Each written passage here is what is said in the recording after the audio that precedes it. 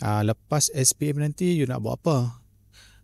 Majority kalau ada 10 orang datang ke tempat booth yang kita buat tu, 8 daripada mereka belum ada plan. Oh, okay. 2 dah ada plan. Memang saya ada jumpa lah pelajar-pelajar macam ni. So untuk pelajar-pelajar, harapan saya start daripada form 5 sebenarnya, mereka dah kena plan.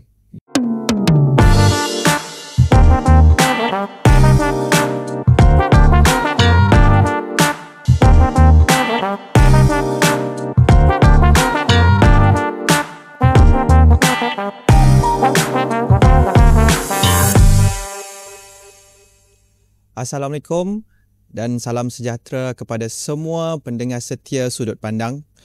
Terima kasih kerana terus bersama kami dalam episod pertama bagi siri yang kedua yang membawakan anda lebih dekat dengan warga Politeknik Mukah. So dalam episod ini kita akan bawakan satu segmen yang istimewa yang akan memberi gambaran dengan lebih jelas tentang salah satu jabatan penting di Politeknik Mukah, iaitu Jabatan Perdagangan. Untuk itu, kita amat bertuah kerana bersama kita pada hari ini ialah seorang tokoh pendidik yang bukan sahaja berpengalaman luas dalam Jabatan Perdagangan, malah turut menerajui hala tuju pembangunan pelajar dalam bidang ini di Politeknik Mukah. Dipersilakan Ketua Jabatan Perdagangan Politeknik Mukah, Encik Adi Jaya bin Adam. Selamat datang, bos. Ya, selamat datang Encik Syakir. Terima kasih atas jemputan. Thank you. Okay, so tanpa berlengah lagi, kita teruskan segmen pertama kita, iaitu segmen pengenalan peribadi lah. Kan? Dalam segmen ini kita akan mengenali dengan lebih mendalam siapa sebenarnya, apa dan bagaimana dan segalanya lah berkenaan dengan tetamu podcast kita pada hari ini. So Encik Adi mungkin boleh terangkan sedikit atau memperkenalkan diri sedikit lah, siapa sebenarnya Encik Adi ni. Dia popular Encik Adi ni, kalau kita cakap di Jabatan Perdagangan ataupun di Politeknik Mukah, cakap saja Sir Adi, semua orang kenal. Siapa Sir Adi ni? Alright, okay, terima kasih ya. Okay, nama penuh yang diberikan oleh bapa saya Adi Jaya bin Adam. Asalnya daripada Bintulu lah, mendapat pendidikan awal tu di SRK Kampung Baru Bintulu. Dekat situlah saya punya pendidikan awal, kemudian sambung belajar di Sekolah Menengah Baru Bintulu. Ada 3 buah sekolah sebab sekolah pertama tu dia setakat form 3 saja. Form 3 saja. Okay. And then sambung pula form 4, form 5 di SMK Bandar Bintulu. Okay. Kemudian form 6 sambung pula di SMK Bintulu. Oh, Cik Adi form 6. Sambung ke form 6. So daripada form 6 itulah terus buat degree dalam bidang perakaunan di Universiti Utara Malaysia. Oh, jauh. Itulah di Kedah kan. Tapi memang itulah harapan saya, memang nak keluar daripada Sarawak ni pada masa tu. Memang dah aim dah. Memang dah aim, memang kata orang darah muda, memang nak travelling jauh-jauh. So aim memang nak pergi ke bahagian utara dulu. Okay. Lepas je habis belajar tu, kemudian dapatlah tawaran pergi ke Politeknik Mukah. So saya punya first lapor diri di Politeknik Mukah ni pada bulan 7 tahun 2006. 2006. Wow. So dalam tempoh itu daripada 2006 sehinggalah tahun 2019 menjawat sebagai pensyarah khusus dalam mata pelajaran ataupun kursuslah kita di Politeknik ni kita panggil kursus untuk mengajar dalam bidang perakaunan, dan juga specialize dalam bidang teks. So tax 1, tax 2 tu daripada dulu sampai sekarang ni lah. Pakar cukai lah ni. Tak boleh sebut pakar. Tak boleh. Tapi macam dah berpuluh tahun dah ni. Mengajar pelajar-pelajar dalam bidang percukaian lah. Pendedah kepada mereka. Okay. And then pada tahun 2020 dah diberi satu tanggungjawab yang agak besar pada masa tu, iaitu sebagai ketua program bagi diploma akuntansi. And then setelah melalui proses kriteria kecemerlangan pada Jun 2024, pihak pengurusan dan juga terutamanya Timbalan Pengarah Akademik lah nampak ada potensi untuk jadikan sebagai ketua jabatan. Dan kebetulan pada masa tu ketua jabatan pada masa tu pun dapat juga naik pangkat. So kekosongan pada masa tu, so pihak Timbalan Pengarah nampaklah peluang ni.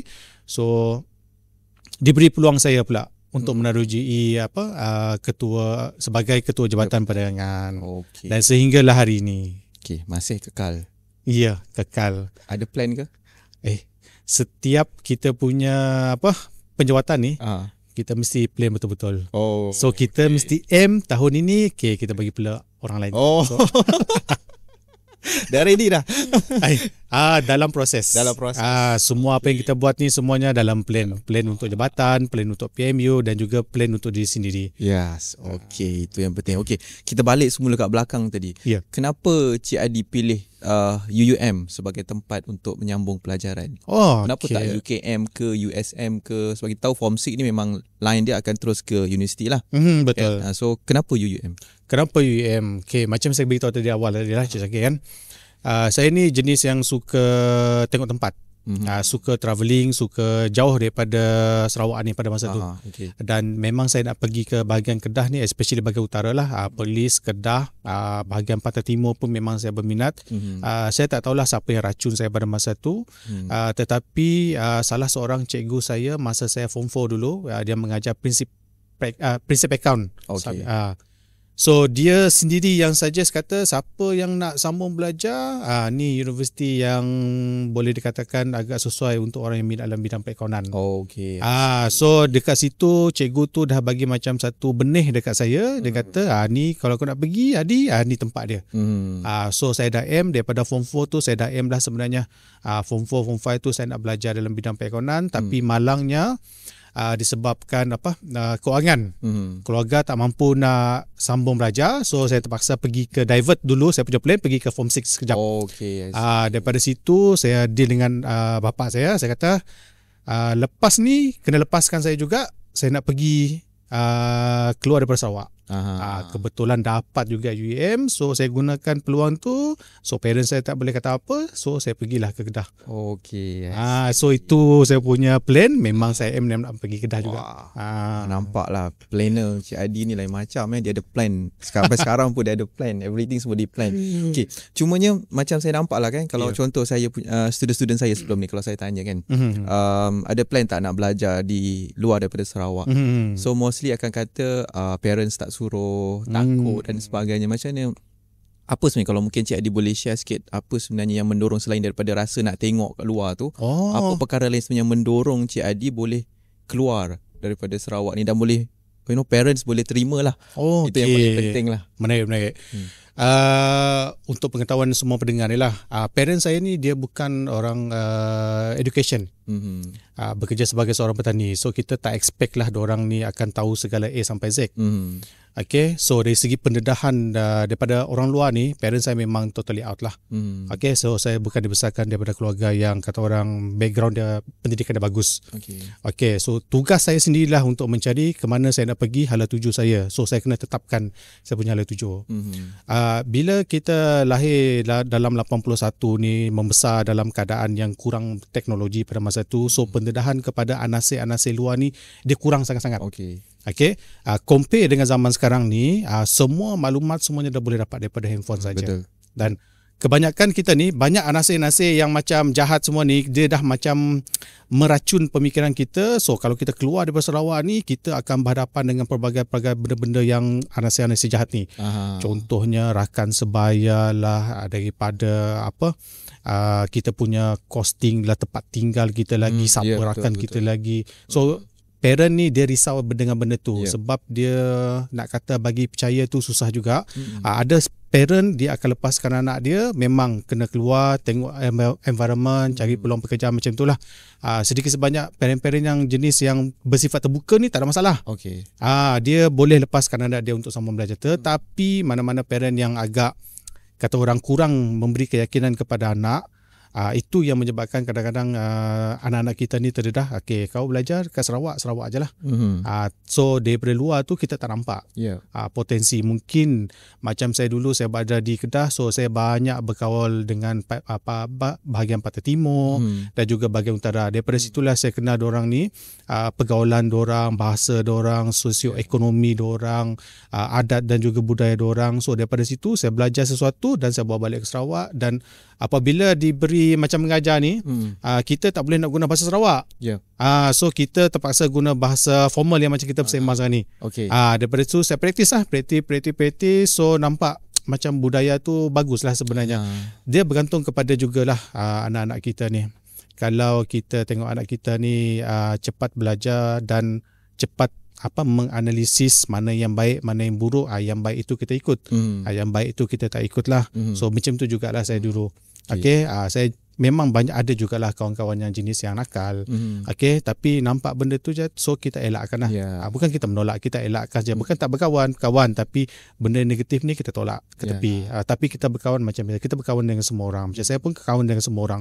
Tak kisahlah mana-mana. Tapi kalau jumpa orang-orang Sarawak, memang saya sukalah. Boleh bersembang semua. Tapi bila jumpa dengan ni pun boleh juga masuk dalam grup orang.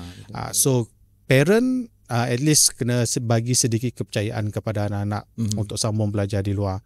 Sebab itulah kalau sekarang ni kan kita dah berteraskan teknologi. So dulu kita tak ada belajar webcam. Betul. Nak berkomunikasi kena pakai public phone. Beratur tunggu. Ya, kena beratur tunggu. Ada letak paskod tak? Paskod tu dulu kan. Ya, betul lah. Itu dulu. Nak telefon pun susah. Tak semua orang ada telefon. Macam parents saya memang tak ada telefon langsung lah. Susah sikit.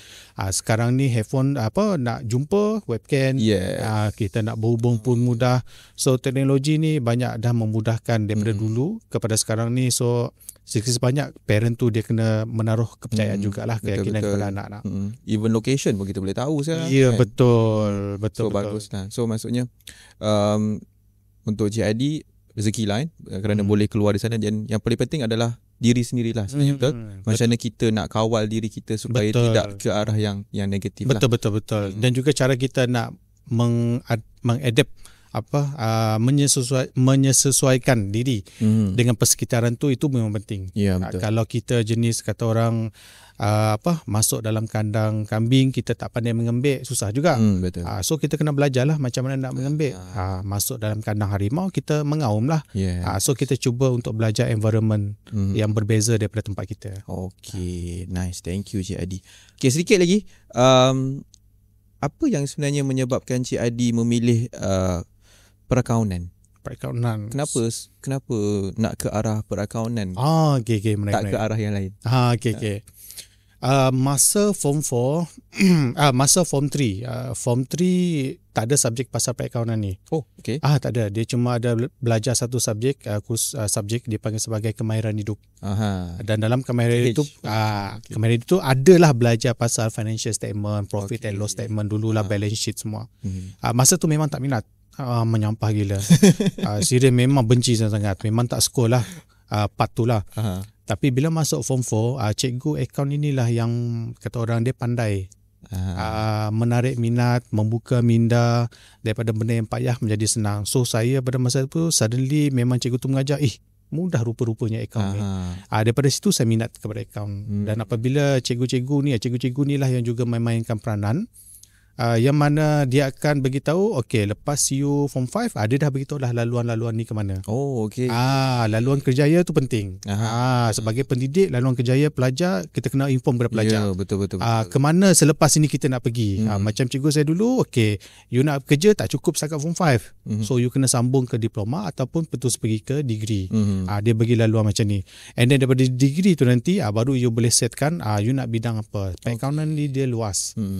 So daripada situlah minat tu muncul, dan aim saya lepas je form 5 saya mesti dapatkan at least dalam bidang perakaunan, akademik tertinggi, at least degree lah pada masa tu. So dapatlah dalam bidang perakaunan. So daripada situlah dalam bidang perakaunan ni saya boleh kata dia ada 4 lagi cabang.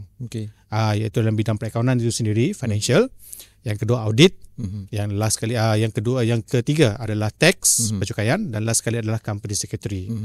So kita boleh pilih mana-mana 4 ini. Tapi dalam bidang 4 ni saya lebih suka lagi belajar tentang tax. Tax ini pula terjumpa seorang profesor. Nama dia profesor tu Prof Semi Value.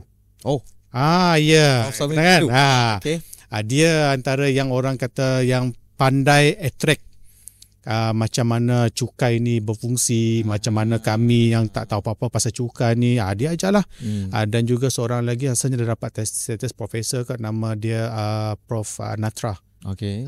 Itu pun salah seorang juga yang mengajar dalam bidang percukaian. So memang inilah orang-orang yang membuka daripada bidang perekonomian, dikecilkan lagi skopnya ke dalam bidang percukaian. Inilah orang-orang yang kata orang memberi pendorong kepada saya untuk teruskan bidang-bidang ni.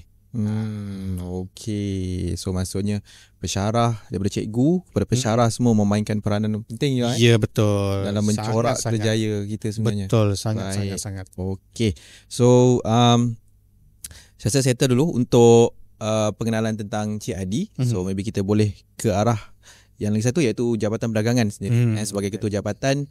So kalau kita tahu Jabatan Perdagangan ni adalah satu jabatan yang quite popular.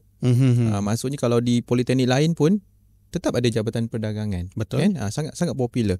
Dan kalau ikut dan pelajar pun actually di Politeknik Muka ni sendiri pelajar Jabatan Perdagangan adalah yang terbanyak lah. Saya yakin di politeknik lain pun lebih kurang sama. Betul. Okay. Jadi mungkin Cik Adi boleh terangkan sikit lah untuk pendengar-pendengar kita di luar sana yang mungkin belum lagi faham apa itu Jabatan Perdagangan. Mungkin boleh terangkan sedikit apakah itu Jabatan Perdagangan dan apakah program-program yang ditawarkan di Jabatan Perdagangan. Okay, alright. So sebelum saya pergi kepada Jabatan Perdagangan ni, baik saya cerita dulu pasal PMU ni dulu. Okay. Saya rasa ramai yang tak tahu ni pasal PMU ni, Politeknik Muka ni. Alright. Politeknik Muka ni sebenarnya dah lama beroperasi pada tahun 2004. Okay. Tapi pada masa tu dia tak ada student lagi. Ianya beroperasi di SMK Teknik Sibu. Okay. Sebagai caretaker dekat sana dululah. And then dalam tahun 2004 tu bangunan di Politeknik Muka ni masih lagi dalam progress. Okay. And then pada tahun 2005 barulah staff yang di SMK Teknik Sibu tu berpindah pergi ke Politeknik Muka. Dan pada masa tu memang dia tak seindah macam inilah dengan tanah kuningnya baru lagi lah. Sangat-sangat. Pokok pun tak tumbuh lagi. Memang baru sangat pada masa tu. Dan saya masuk tahun 2006 pun memang tak ada apa-apalah. Dekat office tu cuma ada partition untuk meja kerusi saja. Komputer berkongsi, satu PC tu berkongsilah sampai 5-6 orang. Dan komputer jenis yang gemuk-gemuk tu. Monitor dia bukan monitor slim tu, yang jenis gemuk-gemuk tu. Itulah kita punya penubuhan PMU. Dan pada masa tu kita menawarkan sijil saja. Sijil. Dan khusus untuk Jabatan Perdagangan kita menawarkan sijil pengajian perniagaan. Maksud JP dah ada lah first tu? Yes, betul, dah ada dah pada masa tu. Kita menawarkan sijil SPP. Program sijil pada masa tu untuk 2 tahun sajalah. Semester 1 sehingga semester 3 pelajar belajar dalam kelas. And then semester keempat pelajar dah pergi LI. And then habislah pelajar sijil tu. So dekat situ ada sedikit lompang lah. Yang mana sijil nak sambung ke diploma ni payah. So kebanyakan bila saya jumpa ex pelajar-pelajar sijil dulu, kebanyakan mereka kata memang belajar setakat sijil saja. Sebab susah nak ke diploma. Sebab dia kata diploma ada tapi certain diorang kena masuk U. Diorang kena masuk U. Sebab pada masa tu politeknik memang tak tahu. Belum ada lagi penawaran diploma. Hanya sijil lah waktu tu. Sijil saja. So bila sebut politeknik ni, dia pada masa tu famous dengan sijil dulu. Yes. Kemudian pada tahun 2010 berlaku ada sedikit rombakan. Mana kita dah menawarkan sedikit demi sedikit diploma telah diwujudkan. So di Jabatan Perdagangan khususnya kita menawarkan program diploma pengajian perniagaan.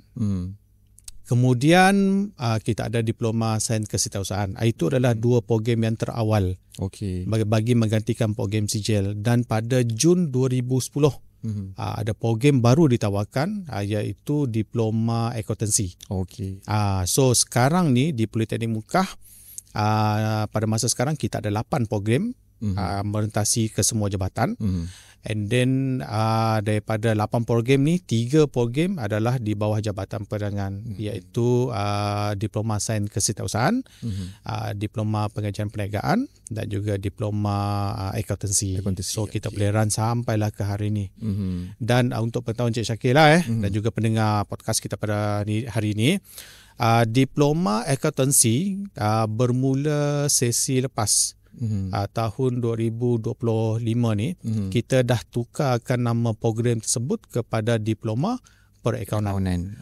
So diploma akuntansi masih lagi berjalan macam biasa. Sekarang ni mereka berada di semester yang kedua, nak masuk semester yang ketiga. Dan diploma perakaunan dah intake semester lepas kita dah ambil, iaitu bermula pada SEM1. Okey. So sedikit sebanyaknya nanti diploma accountancy ni akan ditutup ataupun dijumutkan dan digantikan dengan diploma perakaunan. Apa reason tu jadi? Apa reason dia? Okey, kita kena faham beza perakaunan dengan akuntansi. Okey. Sebenarnya pertama sekali kita tengok dari segi konten silibus yang diajar kepada pelajar. Ada sedikit perubahan daripada diploma accountancy kepada diploma perakaunan, yang mana kita dah menerapkan unsur-unsur Islamik dalam diploma perakaunan, iaitu kita ada menawarkan satu kursus khusus Islamic in Accounting. Sebelum ni tak pernah dalam mana-mana program sijil ke diploma sebelum ni tak pernah. Ini first time kita dah offer. So dia dah masuk sedikit bercerita pasal Islamic in Accounting lah. Itu satu. Yang kedua, uniknya diploma perakaunan di Politeknik Muka ni khusus kepada Jabatan Perdagangan, dia tempoh pengajian telah dipendekkan. Kalau sebelum diploma accountancy 3 tahun. Tapi kalau diploma perakaunan dah jadi 2,5 tahun saja. So ini memberikan kelebihan kepada pelajar lah, bermaksud tak perlu lagi sampai 3 tahun. So you come here to Politeknik Muka, complete your program diploma in accounting within 2.5 years saja. So yes, lepas itu dah boleh graduate. Ada LI ke? Itu unik yang seterusnya. Iaitu untuk diploma perakaunan bermula daripada sesi lepas, dia tidak lagi menawarkan latihan industri berbanding diploma accountancy yang tetap menawarkan industri. Tetapi sebagai ganti kepada latihan industri ialah kita memperkenalkan 2 jenis kursus yang baru, iaitu dipanggil sebagai Smart Integrated in Accounting. Iaitu satu kursus yang mana bermula daripada semester ketiga nanti, pelajar akan relate daripada kursus bersambung kepada semester 4 bersambung kepada semester 5. Dia akan berkait rapat. Contoh, pada semester ketiga pelajar akan mengambil kursus company law. So pelajar akan diajar macam mana nak set up company law dulu, company mereka dulu. Dan dalam masa yang sama juga, pada kursus yang sama juga, pada semester keempat nanti pelajar nanti akan create satu financial.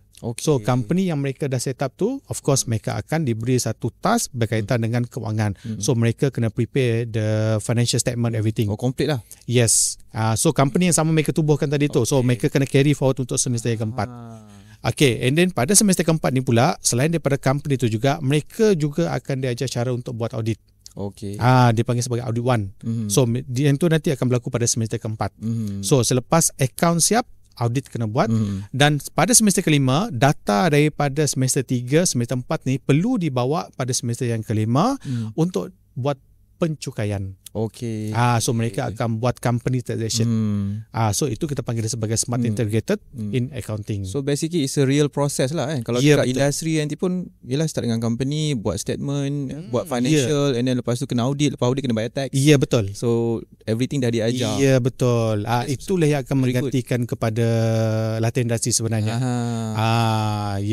Dan satu lagi kursus baru yang akan mereka pelajar akan ambil pada semester yang terakhir, semester kelima tu nanti adalah dipanggil sebagai project in accounting. Kalau sebelum ni dalam di pengajian perniagaan, diploma pengajian, kita ada business project.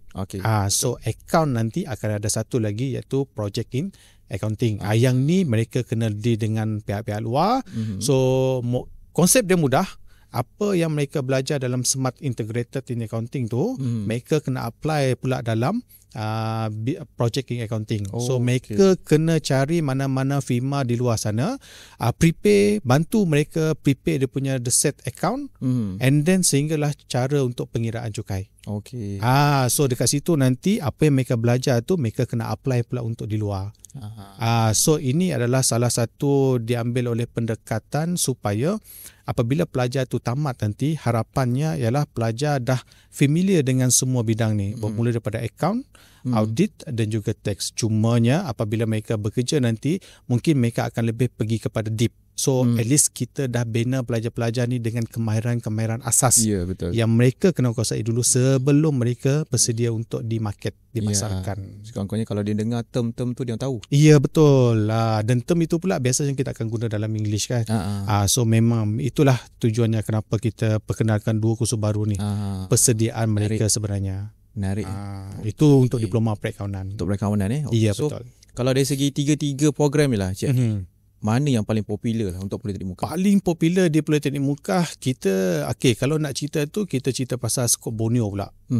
Di Borneo ni pula kita ada kita ada 4 buah poli. Iaitu Politeknik ada 5. Politeknik Sandakan, betul. Politeknik Kota Kinabalu, Politeknik Muka, Politeknik Metro Betong, dan juga PKS Politeknik Kuching. 6 tak? 5. Sabah ada 2. Tawau? Bukan. Tawau College Community. College Community Tak siap saya lah. Aha. Dalam di Borneo ni ada satu khusus yang tak ditawarkan mana-mana politeknik kecuali di Politeknik Muka. Iaitu Diploma Sains Kesetiausahaan. Ya. So itu yang uniknya pelajar JP, iaitu cuma di Borneo ni cuma ada satu saja program yang unik, iaitu Diploma Sains Kesetiausahaan. Berbanding program-program yang lain ni ada juga ditawarkan di Politeknik Kota Kinabalu dan juga Politeknik Kuching Sarawak. So itu uniknya. So popular. Sangat-sangat popular. Biasanya kalau kita tawarkan dua kelas, satu kelas 40, biasanya dia akan burst lah. Kadang-kadang sampai 100, kadang-kadang 120 sebab pelajar dia nampak Diploma Sains Kesetiausahaan ni satu bidang yang baru, yang bermungkin besar di sekolah tak tahu pun ada bidang ni, tapi bila mereka masuk dekat sini, ada bidang ni rupanya, iaitu menjadi setiausaha kepada mana-mana lah, sama ada bos ke, pengarah ke, CEO ke, itu peranan mereka. Diploma Sains Kesetiausahaan. So kalau di tempat lain, kalau tak silap saya di universiti dia gunakan perkataan diploma dalam office management. Office management, office betul. Management, Ya, betul. Ya, betul. Sekarang ni lah itu nama barulah telah rebrandingkan. Dan universiti menawarkan tu pun daripada UiTM juga. Ya, tapi kalau di kita punya program di Jabatan Penerangan Diploma Sains Kesetiausahaan ni yang lain sikit daripada office management ni, sebabnya kita masih lagi menawarkan shorthand dan juga teringkas. Apa tu? Shorthand dan teringkas ni inilah kita punya kita punya keunikan dalam mana-mana diploma yang kita tawarkan di peringkat Jabatan Penerangan lah. Kalau akaun dia ada keunikan, kalau ada pengajian perniagaan kita ada unik dia sendiri. Macam Sains Kesetiausahaan ni dia ada unik dia. Unik dia ialah diorang akan belajar shorthand dan teringkas. Teringkas tu yang untuk bahasa Melayu, shorthand tu untuk bahasa Inggeris. So shorthand ni adalah cara pelajar akan diajar macam mana mereka akan mengguris perkataan yang kita sebut ni. Diorang tak akan, contoh saya, kita biasa buat SAYA kan. Diorang tak, diorang akan mengguris. Mengguris, dia ada gurisan dia. Macam line ke? Ya, betul. Line tu lah. Dia ada line dia. Line tu pula dia ada tebal, ada nipis, ada di bawah garisan, di bawah atas garisan. Diorang itu kita panggil dia sebagai mereka kalau program pensyarah-pensyarah tu mereka akan guna istilah mengguris. Mengguris. So setiap perkataan kita sebut ni tak akan ada perkataan ABC huruf semua tak ada. Semuanya mereka akan mengguris. Hanya orang yang dalam bidang sains kesehatan ni mereka boleh transkrip apa yang mereka tulis tu ke dalam bentuk ABC. Kita yang tak belajar ni memang tak tahu. Memang tak faham. Kalau orang biasa macam kita ni, kita anggap ni tulisan apa ni. Ya. Maksudnya dia boleh mencatat dengan cepat. Ya, betul. Itulah kelebihannya. Sebab contoh kalau SU kan, bila bos bagi arahan apa semua, kan kita kejap bos, tak habis tulis lagi. Betul. Kan? Especially dalam meeting. Biasanya bos-bos ni dia cakap cepat. So kita nak baik poin tu, takkan kita nak mengeja menggunakan MENGG. So dia penat dekat situ. So biasanya mereka mengguris saja. Adalah teknik tu. Betul juga setiap A, B, C tu dia ada cara dia. Antara tugas SU kan mencatat minit. Kan? Betul lah. Itu betul, salah satu dia punya skop kerja dia lah. Mengguris. So daripada keseluruhan program lain, kita ada 3 program untuk Jabatan Perdagangan. Dari segi peluang kerjaya pula macam mana Cik Adi? Pelajar kita ni ada peluang kerja yang meluas ke, ataupun dia tertumpu kepada satu bidang sahaja ke? Okey. Alright. Untuk peluang pekerjaan, ni saya cerita statistik. Cerita statistik pada tahun 2024. Iaitu ada satu kajian dibuat oleh DPMU, iaitu kajian kebolehpasaran graduan. Pada tahun 2024 dah dikeluarkan, dan hasilnya daripada tu adalah secara umumnya sebanyak 481 graduan pelajar yang telah memberi yang graduate pada tahun lepas. Okey. Dan daripada 481 ni 453 orang pelajar telah memberi respon. Oh, okey. Okey, so average kita dapat dalam 98. Kita punya responden 98.1%. Tinggi ya. Ya. Daripada responden ni pula, pelajar memberi maklum balas, mereka bekerja ataupun kita panggil sebagai kebolehpasaran mereka adalah sebanyak 98.1% kebolehpasaran mereka tadi. Dan daripada 98.1% ini tadi, 83% adalah pelajar yang telah bekerja. Okey. 83% iaitu merentas kepada kesemua program yang ditawarkan di PMU. Okey. Daripada 8 program ini pula, 83% ni pula tadi, kalau kita zoomkan lagi kecil di Jabatan Perdagangan, kita pecahkan by program, ada 2 program yang cukup popular dan mudah untuk dipasarkan. Yang mana pencapaian untuk kedua program ni adalah 100%. Wow. Maksudnya dapat kerja. Ya, betul. So kalau kita produce 10 orang, 10 orang dapat kerja. Iaitu program Diploma Pengajian Perniagaan dan Diploma Accountancy. 100%. Ya, manakala untuk DSK walaupun dia tak capai pun 1%, tetapi pencapaiannya adalah sebanyak 94%. Wow. Iaitu 9 orang. Kalau ada 10 orang, 9 dapat kerja. Seorang lagi mungkin masih lagi menunggu pendapatan ke whatever lah. Yes. Maksudnya memang program JP ni memang dapat permintaan.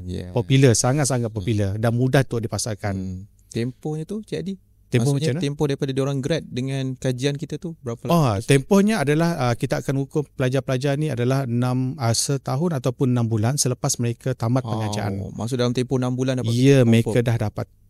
Itu yang kalau kita tengok dari segi statistiknya lah. And then dia ada satu lagi terjemah daripada kebolehpasaran ni. Dia ada satu lagi terms yang lebih spesifik dipanggil sebagai kesempadanan pekerjaan. Kesempadanan, okey. Maksud kesempadanan pekerjaan ni ialah contoh pelajar diploma accountancy. Keluar ada dapat diploma account kan. Adakah pelajar ni dia bekerja dalam bidang perakaunan? Oh, okey. Dia maksudnya dia tak lari daripada bidang dia. Kalau macam diploma sains kesetiausahaan, mereka bekerja dalam bidang mereka berkaitan dengan kesetiausahaan. Kalau macam pengajian perniagaan, mereka bekerja dalam bidang perniagaan ataupun mereka buka bisnes ataupun bekerja dalam salah satu peluang pekerjaan dalam mana-mana syarikat lah. Department lah. So responden daripada 451 tu, kesempadanan pekerjaan kita tadi dapat 63% untuk merentas ketiga-tiga program semua jabatan. Dan daripada 63% ni, agak-agak program mana yang sempadan, iaitu pelajar bekerja dalam bidang mereka. Mungkin DPM betul. Iaitu sebanyak 84%. 84. Ya. Semua masuk dalam bidang yang masuk dalam bidang. So mereka keluar daripada Politeknik Mukah DPM, mereka bekerja juga dalam bidang perniagaan. Manakala untuk program DSK dapat 62%. Kuat tinggi. Tertinggi.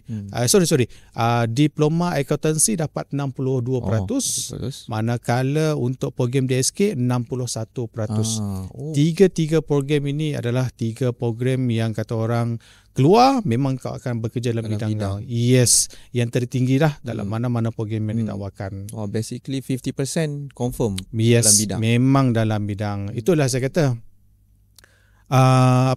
Kalau kita nak belajar dalam satu-satu bidang ni, kita tengok market dulu. Market sama ada boleh tak kita marketkan pelajar ni dalam bidang yang kita. Ya, betul. Dan satu lagi Encik Syakir, uniknya khusus yang ditawarkan di Jabatan Perdagangan ni, kena faham, kita ni bukan jual produk. Kita adalah menjual servis. Menjual servis. Contoh perakaunan. Mereka ada servis buat account, prepare financial statement, macam mana nak baca financial statement. Dan servis itu pula adalah hanya boleh diperolehi melalui skill yang kita ajar di sini. Itu pentingnya. So daripada skill itu, dia tak menghasilkan produk. Tetapi apabila you beri mereka task, mereka boleh sampai dekat bahagian analisis untuk sejauh mana kedudukan baik ataupun tak baik untuk sesebuah perniagaan tersebut. Begitu juga macam di SK, dia memerlukan skill. Skill mereka bukan setakat mencatat minit, tetapi the way they communicate with boss dengan orang bawahan sebagai orang perantaraan. Itu yang penting sebenarnya. Itu kita ajar mereka skill. So basically kalau kita kata Politeknik ni terkenal dengan TVET lah kan. Semua kata TVET. So kalau kita nampak tadi yang Cik Adi kata, adakah skill itu adalah TVET yang ditekankan di Politeknik ataupun ada TVET sebenarnya yang maksud TVET lain? Itu adalah salah satu elemen yang memang ditekankan di bawah TVET ini sebenarnya, iaitu kita nak menawarkan pelajar. Kalau dulu visi dan misi TVET ni dia lain. Dulu menghasilkan tenaga kerja separa mahir dulu. Tapi sekarang kita dah rebrand, kita dah buat satu visi baru, misi baru, dah tak ada lagi benda tu. So sekarang ni kita nak fokuskan kepada pelajar mesti mempunyai kemahiran untuk mereka keluar nanti sebaik saja tamat belajar. Dan salah satu elemen di bawah TVET ni, di bawah Jabatan Perdagangan adalah kita kena mempersiapkan pelajar-pelajar ni supaya mereka ni senang untuk dimarketkan. Mereka dah ada satu ni complete set, sekarang ni mana-mana firma nak ambil saja. So firma biasanya mereka akan analyse dulu, betul ke pelajar ni boleh buat satu set account, betul ke dia punya skill communication yang bagus, betul ke dia ni ada belajar tentang logistik ke, human resource ke, dalam bidang management ke. Kita kena prepare tu. Then baru kita marketkan kepada industri. Dan dalam masa yang sama juga kita pun dapatkan feedback daripada industri melalui proses pemantauan LI. Sama ada pelajar kita ni cukup tak cukup. So far apabila dibentangkan hasil pemantauan LI, so far tak ada masalah. Pelajar daripada Jabatan Perdagangan khusus untuk Politeknik Mukah ni tak ada masalah untuk dimarketkan. So pendek kata, pelajar yang kita dah prepare ni, produk yang kita dah sediakan ni adalah produk yang memenuhi keperluan kepada industri di sekitar Sarawak ni. Especially dekat bahagian, kebanyakan pelajar-pelajar ni kita ni berada di bahagian Miri, Bintulu, Sibu. Kita tackle 3 tempat ni sebab ini adalah kawasan-kawasan industri, especially dekat Bintulu dan Miri. Itu memang kawasan industri, memang firma sangat-sangat memerlukan pelajar-pelajar berkemahiran sebenarnya untuk membantu operasi perniagaan mereka. Nice, thank you Cik Adi. So basically kita nampak lah apa yang disampaikan di Jabatan Perdagangan ni sebenarnya membantu mencapai keperluan industri. Dari segi kita ada TVET, and then dari segi pencapaian pelajar pun bila dia keluar dia terus dapat pekerjaan. Maksudnya memang betul lah apa yang kita, kalau kita di industri pun di syarikat-syarikat, kalau kita nak ambil seorang pekerja baru tu, kita tengok dari segi capability dia, kebolehan dan sebagainya. Jadi bila match, so sesuai lah dengan syarikat dia. Alhamdulillah. Terima kasih. So kita beralih ke dalam lagi sikit. Mungkin kita nak tengok, tadi kita ada bercakap tentang latihan industri. Jadi di Jabatan Perdagangan setakat ni untuk 3 program kita masih lagi menawarkan lah, kecuali diploma perakaunan nanti yang takkan ada latihan industri. So basically kenapa di Politeknik terutama Politeknik Mukah ni, kenapa kita masih lagi menawarkan latihan industri? Kalau kita tengok, kalau ada universiti, tak silap saya ada universiti yang diploma, di tahap diploma mereka tak perlu ke latihan industri. Betul. Tapi kenapa di Politeknik kita, terutamanya Jabatan Perdagangan lah, kenapa menawarkan untuk latihan industri? Alright. Dulu penubuhan Politeknik memang kita, salah satu kita punya dalam struktur program, memang memerlukan semua pelajar sebaik saja sebelum tamat mereka kena lengkapkan latihan industri mereka. Tujuan latihan industri ni tak lain tak bukan adalah untuk mempersiapkan pelajar-pelajar ni. Dan dalam masa yang sama juga, kalau boleh habis saja latihan industri ni, mana-mana firma yang berminat terus mengambil pelajar tu. So dia tak ada isu dekat bahagian kata pengangguran ke whatever lah. Tak ada. So pelajar habis belajar dah diserap. Maksudnya pelajar tak terima lagi pun scroll tu, dah pelajar dah dapat pekerjaan, dah ditawarkan pekerjaan. Sebab itu kebolehan pasaran kita tinggi pada masa tu. Macam yang tahun lepas memang tinggi. Disebabkan itulah salah satu faktornya. Dah ada network dekat situ. So firma dia tak perlu lagi lah nak buat penilaian. So betul. Dalam tempoh 6 bulan pelajar buat LI tu, dia ni memang okey, memang outstanding, memang boleh diserap masuk sebagai pekerja tetap. So tak ada isu dah pelajar yang susah untuk dimarketkan. Itulah kelebihannya latihan indah sini sebenarnya. Yang saya nampak. Okey. Tapi sekarang kenapa macam sekarang ni kita tengok ada juga mana-mana IPT ataupun IPTS dah tak menawarkan latihan industri. Yang pertama sekali kita kena tengok kita punya regulation daripada MQA itu sendirilah. Kalau dalam standard perakawanan latihan industri adalah bukan satu benda yang wajib dah. Kalau standard yang lama betul, sekarang dah tak ada. Sebab itu tidak diperuntukkan SLT ataupun credit hours dekat dalam kita punya suatu program. Memang dah tak ada dah sekarang ni. So kalau you nak offer boleh, kalau tak offer pun tak apa. Tak ada masalah. So apa yang diambil oleh pendekatan di bahagian pengurusan untuk bahagian kurikulum, so since LI pun dah tak ada untuk diploma perakawanan since LI pun dah tak ada, so why not kita fokuskan untuk mempersiapkan pelajar dengan menawarkan kursus khusus yang baru seperti yang saya katakan tadi. Macam pelajar diploma sains kesetiausahaan dan juga diploma pengajian, mereka masih lagi perlu menjalani latihan industri sebabnya dalam program itu dah ada dah structure tu untuk LI. So ini adalah kelebihan kepada mana-mana pelajar yang menjalani latihan industri nanti. Di mana pelajar ni nanti akan diberi peluang untuk mendedahkan diri dengan environment kerja sebenar sepanjang tempoh 6 bulan tersebut. Sekiranya firma itu okey, maka dia akan ambil. Kalau tak okey, at least dalam kita punya CV, pelajar-pelajar CV, at least adalah pengalaman pernah buat internship di firma-firma yang mereka pernah buat dulu. So adalah kekuatan dekat dalam CV mereka nanti. Itu adalah kelebihan dia. Sekiranya kita menawarkan latihan industri ini. Dan saya percaya juga dalam masa yang sama juga saya percaya latihan industri ini sebenarnya banyak membantu memperkenalkan politeknik.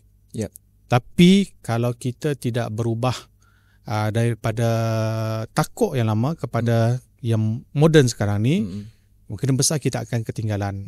Sebab kalau tengok program-program diploma yang ditawarkan oleh IPT dan IPTS, mereka dah kompreskan daripada 3 tahun kepada 2 tahun setengah.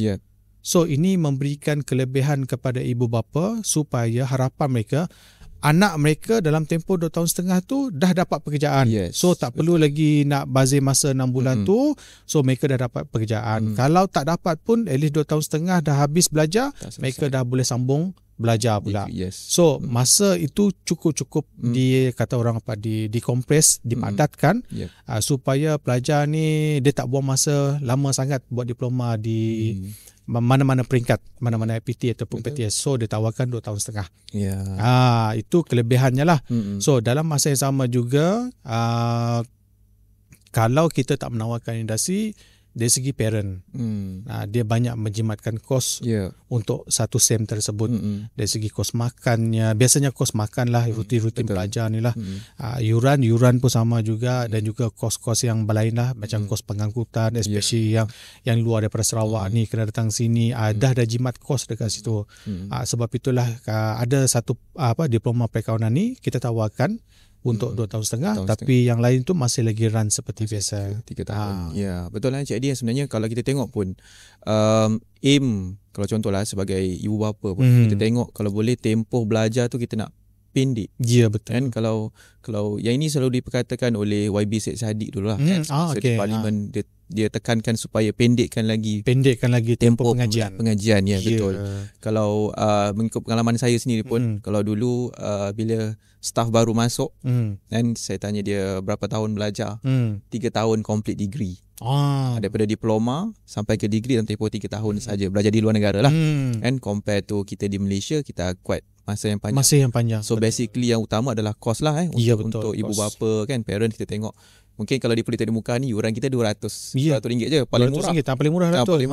Tapi macam Cik Adi katalah, kos-kos lain, Kos-kos lain tu sebenarnya. Yes. Dia tempoh-tempoh tu agak merugikan lah. Yes. Dan pada saya, ni personal lah, pada saya mungkin dia akan merugikan negara juga. Sepatutnya mereka ni dah boleh bayar cukai dah pada tempoh-tempoh, tapi belum boleh bayar cukai sebab masih belajar. Ya, betul. Sepatutnya mereka dah ada pekerjaan.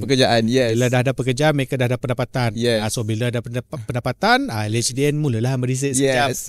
Tengok-tengok, ni dah boleh dah ni. Declare cukai, jangan tak declare pula. Ya, betul. Memanglah nampak, sebab itulah sekarang ni polisi sekarang ni kita tengok mana-mana APT, memang mereka nak kompreskan untuk program diploma.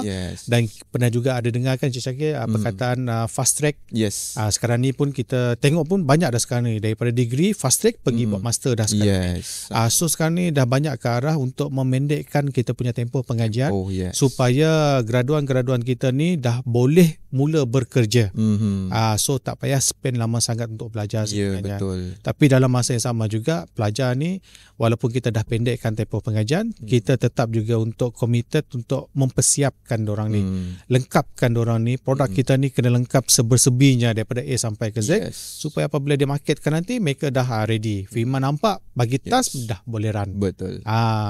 Satu perkara yang menarik saya nampak di Politeknik ni, kita tahu latihan industri macam Cik Adi maklumkan tadi adalah satu perkara yang penting untuk pengalaman pelajar, networking dan sebagainya, macam education kepada mereka lah, kan?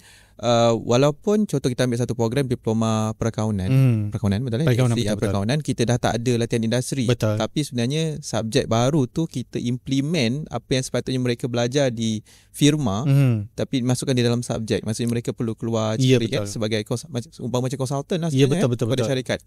So walaupun tiada latihan industri, tapi konsep latihan industri tu masih diterapkan dalam program tersebut. Ya, betul. Yes. Alhamdulillah. So kita tak menafikan AI ini sebenarnya banyak memberi benefit. Tapi dalam masa yang sama juga kita kena berganjak. Apabila kita dah tengok mana-mana IPT pun dah tukar kepada program 2.5. So kenapa kita tidak masih lagi berada di takut yang lama? So why not kita bergerak ke arah yang sama, tetapi kita tak hapuskan elemen-elemen industri tersebut. Kita bawa elemen tu masukkan ke dalam kelas. Dan dalam masa yang sama juga peranan-peranan di peringkat Jabatan Perdagangan jugalah untuk buat kolaborasi bersama dengan industri sebenarnya, supaya mereka kata orang nampaklah student-student kita ni sebenarnya masih lagi relevan dengan keperluan mereka di peringkat-peringkat industri ni. Bercerita tentang kerjasama dengan industri. So macam mana Jabatan Perdagangan Cik Adi? Adakah Jabatan Perdagangan ada connection dengan industri-industri luar yang mana boleh membantu dari segi kebolehpasaran pelajar tu? Alright. Okay. Untuk kolaborasi di peringkat Jabatan Perdagangan ni, kita boleh tengok dari segi dua aspek. Satu adalah persediaan pelajar, satu adalah untuk pelajar tersebut menerima pelajar-pelajar kita untuk bekerja, dan satu lagi aspek kita kena tengok dari segi apakah peranan industri ni kepada program-program kita. So kita cerita dulu part yang kedua ni. Apa peranan industri ni kepada program kita. Sebagai contohnya, saya ambil satu syarikat yang banyak membantu kita untuk review kita punya kurikulum, macam diploma perakaunan. Kita ada link dengan audit firm. Audit firm salah seorang manager lah audit firm di Sibu. Kita selalu minta jemput mereka datang ke sini, bagi talk kepada pelajar, review, bagi pengalaman lah kepada pelajar macam mana industri ni. Betul, sharing knowledge lah kepada pelajar. Dan dalam masa yang sama juga kita bawa mereka, invite mereka untuk review kita punya kurikulum.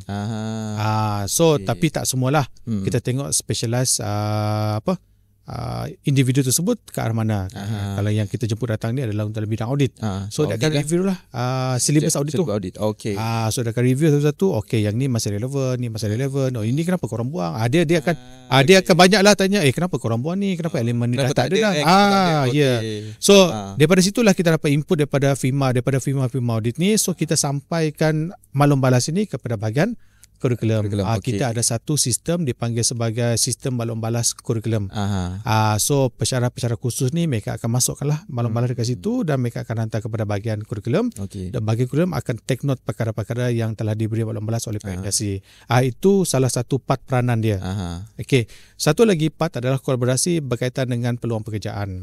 Yang ni pun part juga peranan. Pada tahun lepas, tahun 2024, kita ada menawarkan satu kolaborasi dengan satu syarikat di Bintulu iaitu syarikat Fellow Alloy. Itu dalam proses lah sebenarnya kita ke arah untuk LOI. Tapi dalam masa sama kita dah banyak buat program dengan mereka. Okey. Tak lain tak bukan adalah kita nak inform kepada mereka di Jabatan Perdagangan kita ada 3 program, yang mana 3 program ni ada keperluan juga di syarikat seperti Fellow Alloy tersebut. So dalam bidang perakaunan ataupun dalam bidang sales usaha ataupun dalam bidang management. So diploma pengajian perdagangan boleh join dalam management. Dalam masa yang sama juga kita juga offer kepada jabatan-jabatan engineering. Kita ada electrical, kita ada mechanical dan kita ada civil. So mereka ini pun boleh. So sedikit sebanyak industri ini dia nampak potensi graduan politeknik Mekah ni dia boleh mengisi banyak department dalam syarikat-syarikat mereka. So tak khusus kepada Jabatan Perdagangan, tapi kita juga membantu juga pada jabatan-jabatan lain supaya industri ni dia sentiasa kata orang bila nak perlukan tenaga pekerja, inilah tempat dia. Politeknik Mekah ni lah tempat dia untuk bekalkan tenaga pekerja dia. Sebagai perintis, itulah yang kita cuba untuk buat collaborate dengan industri. Actually kalau peringkat PMU ni sebenarnya banyak dah kita buat kolaborasi. Banyak syarikat lah maksudnya. Banyak sangat syarikat. Contoh kita 2 tahun lepas kita ada buat dengan Bank Rakyat. Bank Rakyat memang tahulah kita ni selalu kita collaborate dengan Bank Rakyat. Dan dalam masa sama juga tak semestinya dengan industri. Kita juga ada collaborate dengan badan-badan NGO.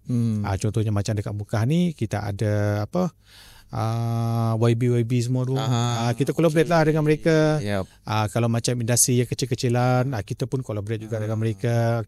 Kalau kita tak mampu untuk menawarkan peluang pekerjaan pelajar kepada mereka, tetapi at least kita boleh sumbangkan kita punya kepakaran untuk bantulah komuniti setempat.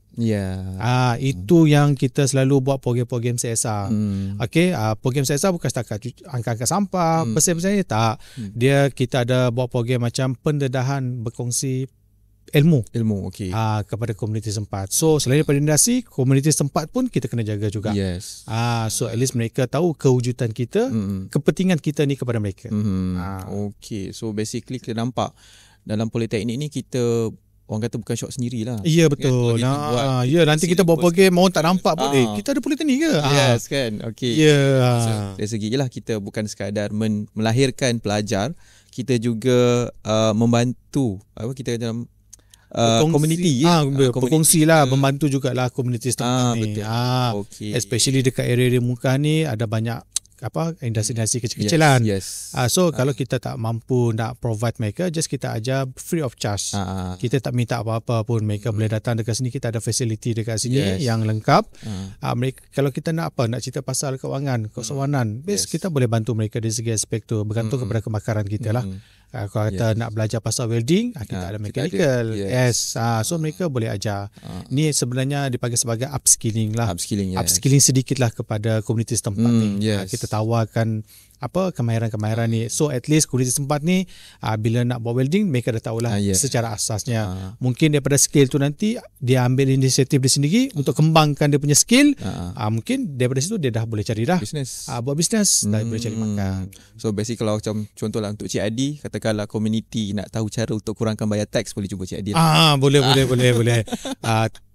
Tapi konsep dia jangan lagi daripada cukai lah. Tak boleh lagi. Kurangkan boleh, kita ikutlah kita punya peraturan. Kita ada undang-undang. Kita ada perkeliling, kita follow perkeliling.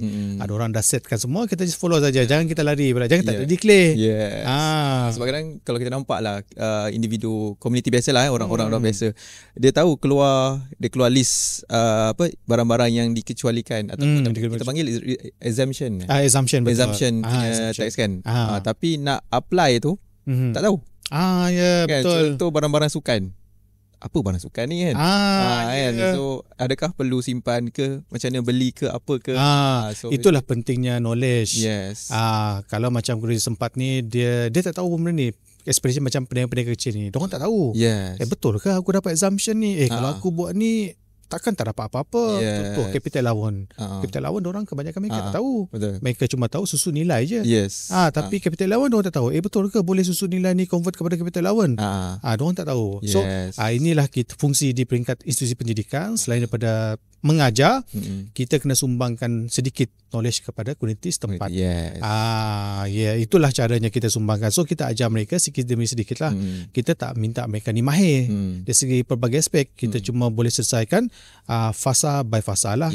Mungkin fasa pertama ni pendedahan secara umum saja. Kemudian baru kita akan lebih kepada fokus yang secara spesifik. So basically pensyarah bantu upskilling kepada usahawan ni. Dan kalau usahawan ni nakkan full complete boleh settle semua, ambil lah pelajar kita sebagai sebagai praktis ke dekat situ. Bantu. Itu pun salah satu link lah daripada pihak luar, macam mana mereka nak berkongsi ataupun nak menggunakan kepakaran PMU melalui pelajar lah. Itu yang kita ada business project untuk diploma pengajian perniagaan, dan kita ada project accounting untuk diploma perakaunan nanti.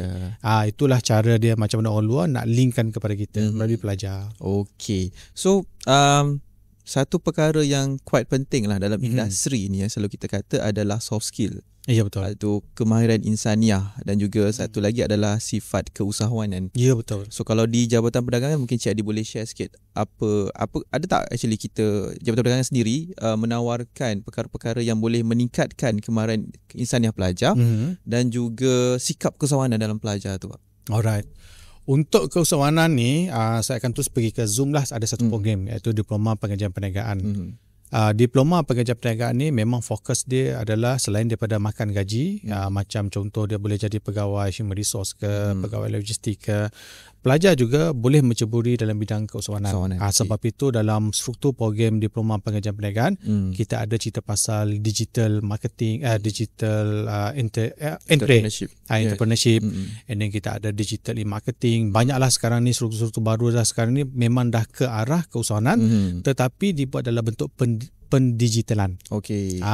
Itu adalah salah satu macam mana kita nak mempersediakan pelajar. Apabila cerita pasal keusahawanan pula, di peringkat Politeknik Muka, khusus kepada Jabatan Perdagangan, kita juga membuat satu program yang dipanggil sebagai CTEX, Commerce Technology Exhibition. So pada tahun lepas kita dah buat. So tahun ini pun kita akan buat lagi. Dah buat dah semester lepas, dan akan datang pun kita akan buat. Setahun kita buat 2 kali.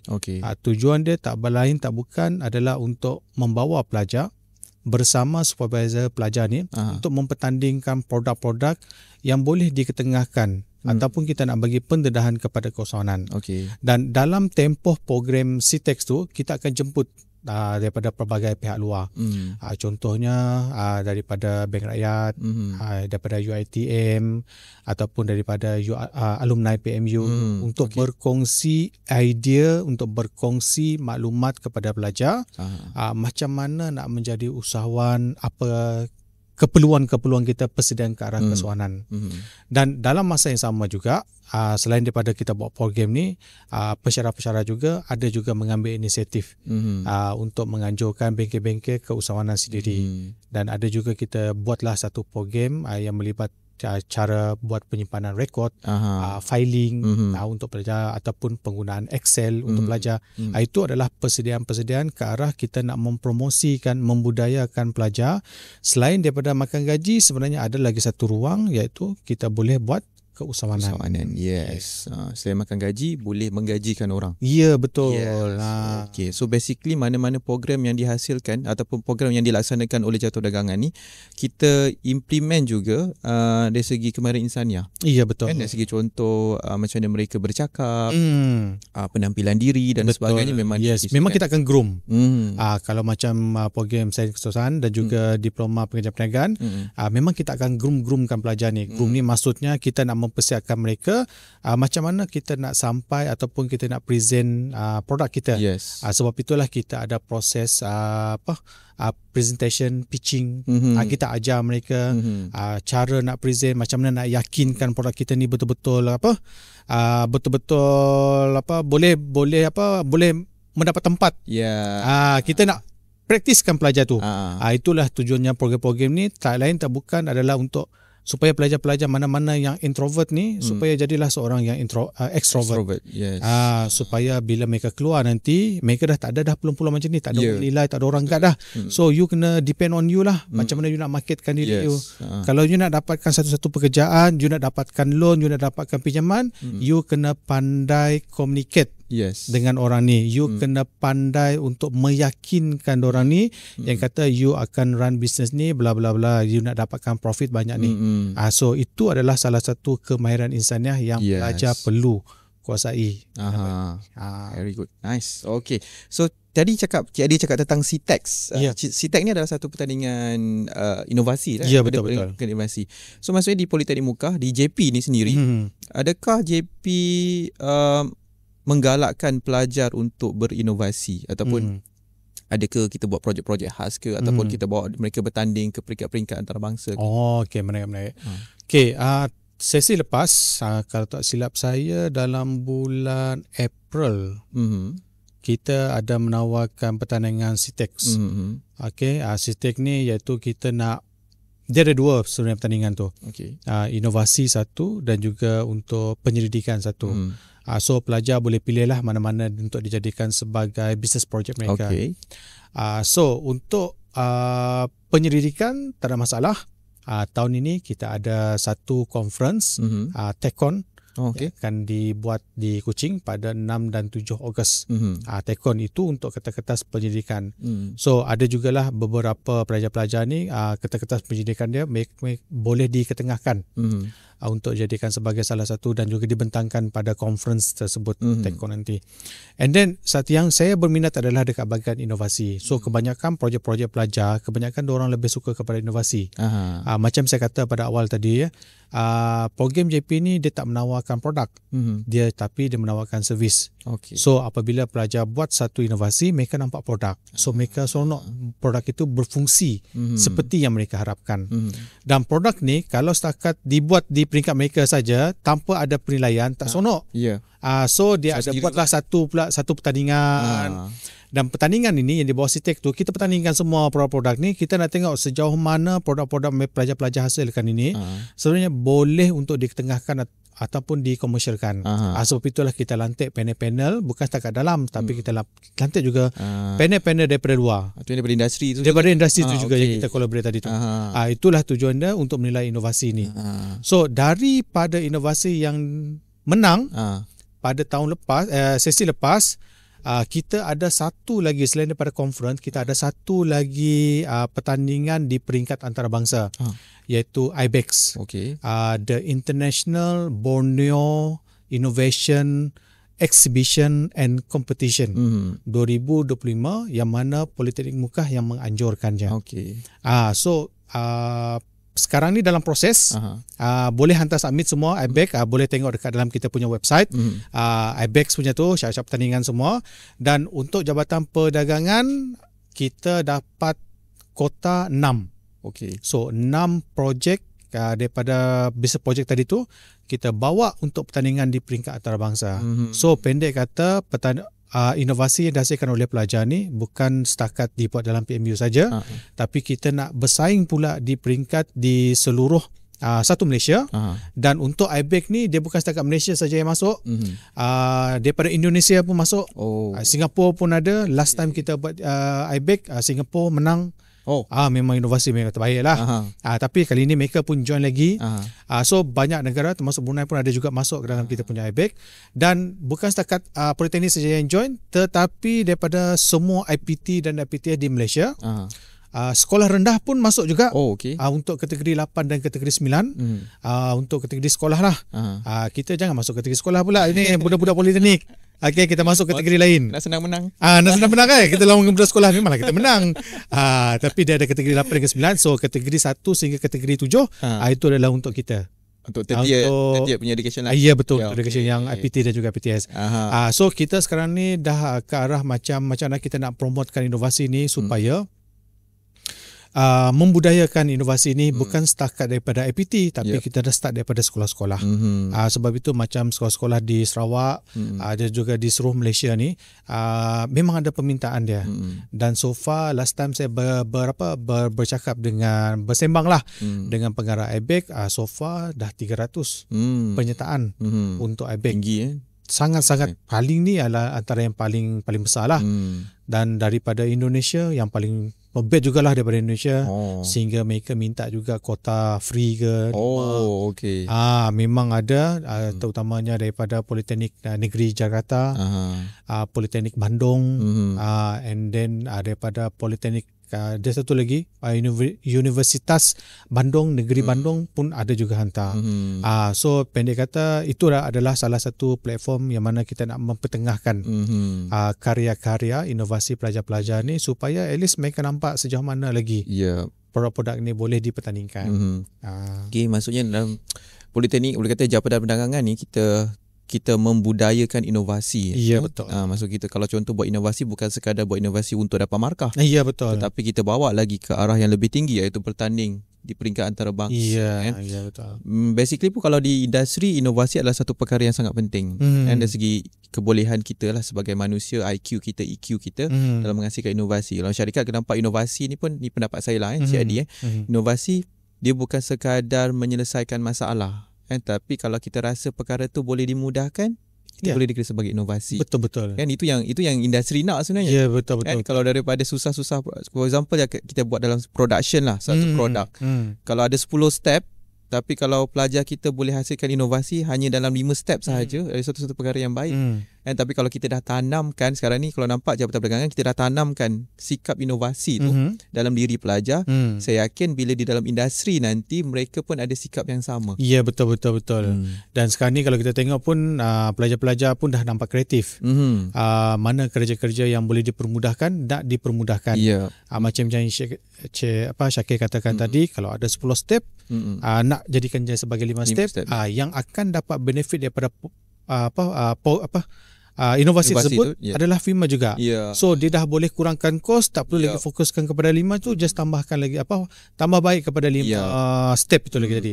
So pelajar pun bila dia dah tengok inovasi dia ni berkesan, dekat situ nanti kalau kita berikan mereka ni sedikit reward, itu akan memberi mereka bermotivasi lah.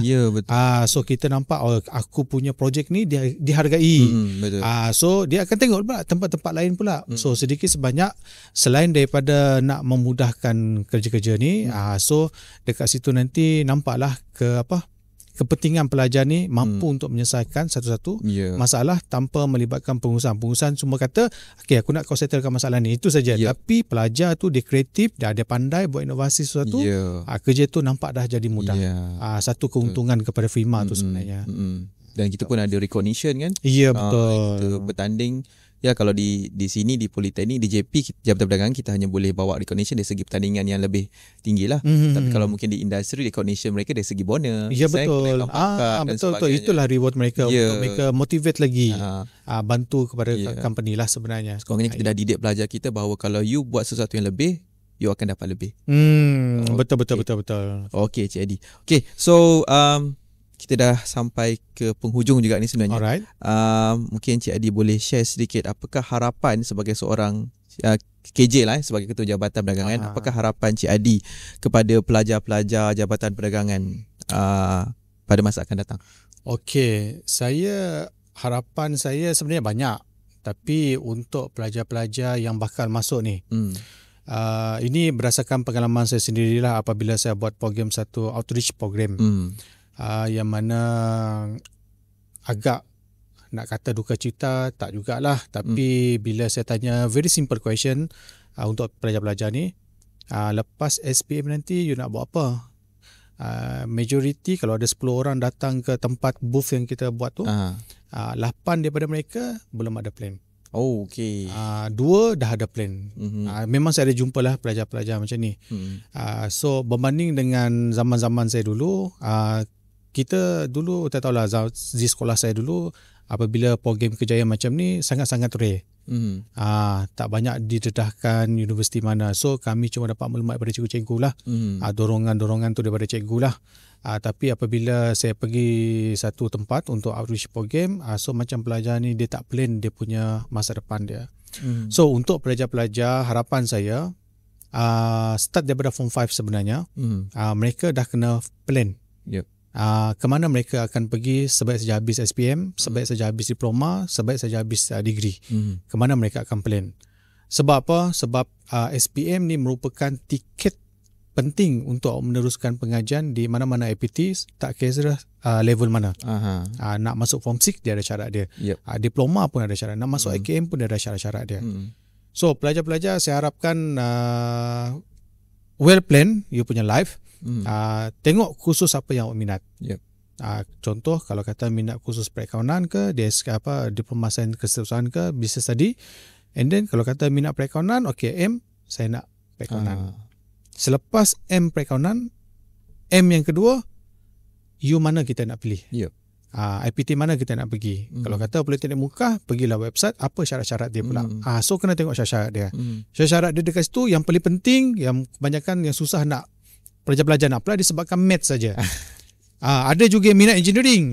Betul, ada minat engineering. Bila jumpa saya, boleh tak saya nak pergi engineering? Bila saya tengok SPM, maths awak lulus, tak boleh. Macam mana? So mereka dah tak ada peluang. So harapan nak pergi engineering tu dah tak ada peluang. So mau tak mau mereka akan pergi business pula. Benda yang mereka tak minat. Minat engineering tapi terpaksa pergi ke business sebab mereka tak plan betul-betul mereka nak pergi laluan mana. Kalau kata minat engineering, math kena power. Math kena power. So bila kita dah ada M, kita nak jadi apa, kita dah ada M, kita punya IPT ataupun APTS mana kita nak pergi, dan kita kena M pula subjek apa yang kita kena score gila supaya untuk mencukupkan syarat kita U tersebut dan juga melayakkan kita mendapat kursus yang kita nak. So 3 step ini adalah harapan saya supaya pelajar well plan dulu. Bermula daripada form 4. Lepas tu nanti bila masuk form 5 you dah tahu dah you nak pergi mana. So seperti saya kata tadi, daripada 10 orang yang datang pergi booth tu, 2 orang pelajar tu memang outstanding lah. Pelajar perempuan pada masa tu, seorang nak jadi lawyer, seorang nak jadi cikgu. Bila saya kata very simple question, which university you want continue your study? Seorang kata nak pergi UPSI. Why? Nak jadi cikgu. Seorang lagi nak kata nak masuk asasi. Asasi mana? Asasi yang ada menawarkan untuk law. So you tahu tak apa syarat kelayakan untuk masuk? Tahu dah. Diorang dah tahu dah. Diorang dah kata you pun dah tahu. Syarat pun dah tahu. So diorang ni dah mudah. Diorang akan score apa je. Tapi apa yang berlaku nowadays, yang saya nampak adalah pelajar bila dia nak apply satu-satu program, pelajar akan tengok aku tak layak, math aku tak kredit. Yang cuma layak khusus DPM. Dah lah aku tak minat kursus bisnes. Dah lah aku tak minat setiausaha ni, yang menaip-menaip semua ni. Tapi kelayakan aku itu saja. So ada pelajar apply lah juga sebab dah dapat pressure daripada parent, daripada abang, kakak. So dia apply. Bila dia apply, tengok bisnes tadi, alamak tak minat tak minat lah menaip-menaip semua ni, tulisan-tulisan teringkas semua ni, tak minat. Bila tak minat, sedikit sebanyak ianya akan menjejaskan kepada prestasi program itu sendiri. So pelajar kadang-kadang pelajar itu dia akan gagal. So kena repeat lagi, repeat kali pertama, repeat kali kedua, repeat kali ketiga, lepas tu gagal. So kalau dah repeat kali ketiga benda gagal, means you dah spend masa dekat situ 1.5 tahun without nothing. Bazir lah. You dah buang masa 1.5 tahun dah buat tak buat apa-apa pun. Lepas kena gagal, apa lagi you nak continue? You nak pergi mana lagi? Itulah dia tak well plan sangat-sangat. Sebab itulah penting daripada form 4 ni untuk adik-adik nanti kalau nak masuk mana-mana IPT, tolonglah plan betul-betul dan ikut kursus program yang kita minat. Jangan paksa diri paksa diri nak ikut program ni padahal kita minat program lain, tapi dipaksa oleh program ni. Kehidupan kita ni jalan arah tuju, hala tuju kita tentukan. Orang tua di belakang kita, adik-beradik, dia cuma mereka support saja. Support dari segi financial, support dari segi nasihat, semua sampai Z. Kita kena tetapkan hala tuju kita. Apabila dah dapat support yang bagus daripada orang-orang sekeliling kita ni, then mudah kita untuk apa yang kita nak. So saya harap pelajar-pelajar yang baru lepas SPM ni nanti, tolonglah betul-betul lah. Dan yang last kali yang kedua harapan saya untuk pelajar-pelajar di Jabatan Perdagangan ni, saya mengharapkan agar skor, selain daripada skor dekat bahagian akademik, fokuskan juga dekat bahagian kurikulum. Yes. Ada setengah pelajar dia skor gila-gila dekat akademik, memang 4 flat lah, 3.8 lah, memang bagus lah. Tapi bila in term of soft skill, out. Okay. Malu cakap. Segan. Bila buat presentation, asyik dia pass pada orang je. Tak apa, saya buat assignment ni. Pass pada orang. Bila presentation dia tak buat. Itu pun salah satu penyakit yang mana nanti diri dia susah untuk dimarketkan. Bila nak interview nanti rasa kekok. Tak tahu nak jawab apa sebab tak biasa untuk bercakap dengan panel-panel. So pelajar-pelajar selain daripada akademik ni, kurikulum pun kena mantap jugalah. Terutamanya dari segi fizikal. Okay, jangan hanya duduk dekat bilik belajar sampai mental down, lepas tu tidur, bangun balik, belajar balik, tapi pergerakan fizikal, jantung kita tak jaga, kita punya body kita tak jaga, mata kita tak jaga, kita tak bergaul dengan rakan-rakan, bersosial, and then kita tak tengok pun environment politeknik ni macam mana. Bila tanya, tahu tak pusat sumber dekat mana? Tak tahu. Pusat sumber ada tak pernah pergi. Tahu tak pusat sumber kita ada 2 tingkat? Ada 2 tingkat ke? Ada, betul, tak tahu. Tahu tak dekat rumah pengarah dekat mana dekat ni? Ada rumah pengarah dekat dalam ni kita tak tahu sebab apa. Ramai ada pelajar-pelajar dia tak round-round jalan-jalan. So dekat situ nampak macam tak boleh ni. So kena tahu juga. Dan bila dia tanya, siapa pengarah Politeknik Mekah pun tak kenal. Padahal kita dah pamer lah dalam website, pamer secara fizikal, admin, tapi tak ambil tahu. Bila tak ambil tahu, bagi saya agak terkilan sedikit lah. You as a part of Politeknik Mekah, at least you tahu siapa pengarah pun memadai. Betul. So bila orang luar tanya, pengarah Politeknik Mekah siapa nama? Mana tahu. Kalau kita sembang-sembang kan jumpa rakan lama, Encik Soeli, kenal ni rakan saya lama dulu ni, macam mana kontak dia. So dekat situ sebenarnya industri pun akan buat report juga dengan kita. Kita ni sebagai orang tengah, so kita pun kena tahu juga environment di sekitar Politeknik Mekah ni. Dan ada juga rakan-rakan pelajar-pelajar ni lah, bila sebut Mekah tak tahu. Jam, Mekah kat mana? Bahagian apa? Tak tahu dekat mana. Macam mana nak pergi? Aduh Jam, tu maksudnya pelajar-pelajar ni ada juga yang baru first time keluar daripada rumah. Berjauhan daripada family. So itu pun sama juga. Itu yang budak-budak pelajar semester 1 ni, selalu saja homesick. Tiap minggu nak balik kan. So bila nak balik tiap minggu tu, sedikit sebanyak dia akan menjejas you punya prestasi akademik. Sepatutnya macam weekend you boleh je buat study week, study group dengan rakan-rakan, bergaul dengan rakan, buat assignment semua kan, siapkan tu punya tugasan. Tapi asal hujung minggu je balik. So nanti grup-grup semua tu akan pulaukan awak. Lepas tu mengadu, saya kena pulau daripada grup ni. Tak ada geng. Boleh tak saya buat seorang? Bila tanya kenapa dia pulaukan, bertanya member, dia ni dia selalu balik macam mana nak jumpa dia Betul. So kena jugalah dari segi kita punya kurikulum tu kena jaga, akademik pun kena jaga, kemahiran soft skill itu pun kena jaga juga. Itu merupakan satu package lah. Kita tak boleh kurang salah satu package. At least kita kena tambah baik lah kita punya dari segi time management sebenarnya. Betul. Alright. Betul kan. So sayanglah sebab kita tahu Politeknik JP sendiri kita macam-macam program kita buat supaya meningkatkan soft skill pelajar. Betul. Boleh jual diri, tapi sendiri pula yang memilih untuk berdiam diri. Itulah silapnya. Betul. Kita nak push pun, kita dalam 40 orang satu kelas. Yang buat perangai ni 1-2 je. Tu kita tak dapatlah nak bagi fokus pada satu ni sebab ada 38 lagi yang kita nak fokuskan. So yang kadang-kadang 1 dengan 2 yang seorang sikit-sikit ni lah yang rasa macam tersisih. Padahal sebenarnya kita tak bersisih pun. Cuma you kena marketkan diri, you kena berani, you kena tampil ke depan. Kena aktif lah. Kalau sikit-sikit kena post, nanti dapat WhatsApp dalam Facebook, ni pesanan ni kena lain macam pula. Masuk story pula. Panjang cerita. Sebab itulah pelajar-pelajar pun at least kita ada teknologi. Cuma jangan disalahgunakan lah. Kita tahu banyak benda sekarang ni dah jadi macam tak ada sempadan. Semua maklumat boleh dikongsikan dengan cepat. Tapi kena limit lah. I mean sebelum you post something, fikirlah sesuatu. Apa kesan kalau saya buat macam ni kepada orang di sekeliling? Apa kesan kepada orang yang kita nak tujukan tu? Itu pun kita kena jaga juga. So pendek kata, bukan setakat silaturahim antara rakan-rakan dengan pesyarah-pesyarah, tapi sebenarnya silaturahim ni sebenarnya dalam bentuk digital pun kita kena jaga juga. Okey, pergaulan kita. Ya, betul. Okey, thank you Cik Adi. It's a very fruitful discussion sebenarnya. Kita banyak kita bincangkan tentang Jabatan Perdagangan, tentang politeknik dan banyaklah sebenarnya nasihat yang saya nampak yang sebenarnya Cik Adi kongsikan. Yang penting, betapa pentingnya kita plan daripada awal hingga ke akhirnya. Maksudnya plan ni tak berhenti. Ya, betul. Kena sentiasa ada planning. And especially kepada pelajar-pelajar sekolah lah. Kalau dulu kita tanya nak jadi apa, tak tahu nak jadi apa kan. Tapi sebenarnya benda tu dah kena ada dah. Memang dah kena plan. Sebab tu kita boleh aim. Kalau nak masuk engineering, kita tahu. Matematik mesti kena kredit. Ya, betul. So fokus dekat matematik. Ya, betul. Matematik bukan susah pun sebenarnya kan. Matematik matematik moden. Moden senang. Okay. Jangan cakap lah. Okay, faham. betul. Okay, so benda-benda tu memang kita nampak kan. So Cik Adi ni adalah salah satu contoh lah sebenarnya kepada adik-adik kan, kepada orang luar di sana, bagaimana planning tu membawa kepada kejayaan. Okay. So Cik Adi, kita dah sampai ke penghujungnya.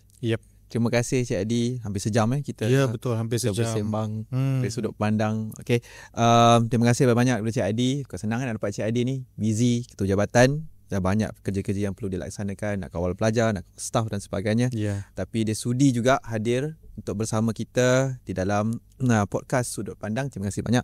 Ya, sama-sama. Okay. So terima kasih juga kepada para penonton kerana sudi bersama kita bagi episod yang pertama siri kedua. InsyaAllah jumpa lagi di episod yang seterusnya selepas ini. Terima kasih.